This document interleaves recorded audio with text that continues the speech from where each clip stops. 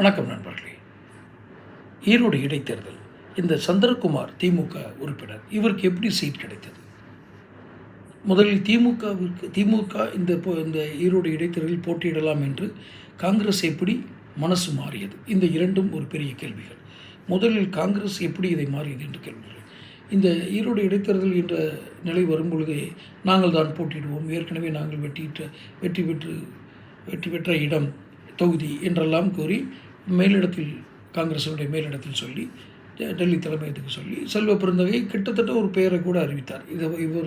இவர் தான் போட்டியிடப் போகிறார் என்ற பெயரெல்லாம் அறிவித்தார். ஆனால் அதற்கு பிறகு திமுக அதை கொஞ்சம் சற்று திமுகவில் உரத்த குரலாக ஒலித்தது. உதயநிதி என்று அரசியல் வட்டாரங்கள் கூறுகிறது.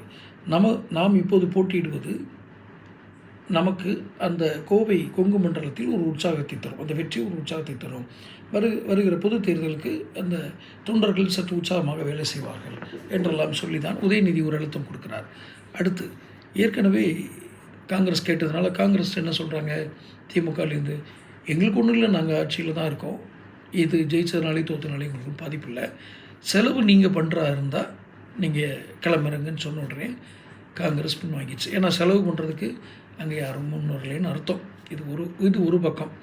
சந்திரகுமாருக்கு எப்படி இந்த சீட் கிடைச்சது?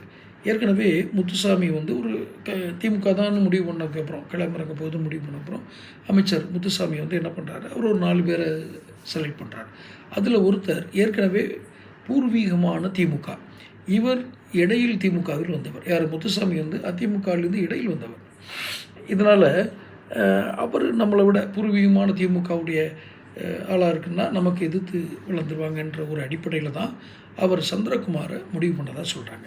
அவர் சொல்கிறது ஒன்று.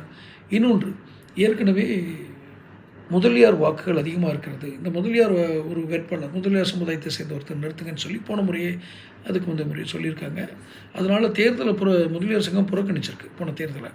அப்போ இந்த முறை முதலியார் சமூகத்துக்கு கொடுக்கணும் அப்படின்னு உடனே போன முறையே சபரீஷன் போய் தான் சமாதானம் பண்ணியிருக்காரு. இந்த முறை என்ன பண்ணியிருக்காரு, சந்திரகுமாருக்கு அந்த வாய்ப்பு கொடுப்போம், முதலியார் வகுப்பை சேர்ந்தவர் என்பதால். ஸோ சபரீஷனோட ரெக்கமெண்டேஷனும் சந்திரகுமார் வர்றது காரணம். ஸோ இப்படி தான் இந்த ஈரோடு தேர்தல் வரலாறு இருக்கிறது. தொடர்ந்து சேனல் பாருங்கள், சப்ஸ்கிரைப் பண்ணுங்கள், நோட்டிஃபிகேஷன் பெல் பதிவு பண்ணுங்கள். அப்போ தான் அடுத்தடுத்த வீடியோக்கள் சேரும். பிடிச்சிருந்தால் வீடியோ ஷேர் பண்ணுங்கள். நன்றி.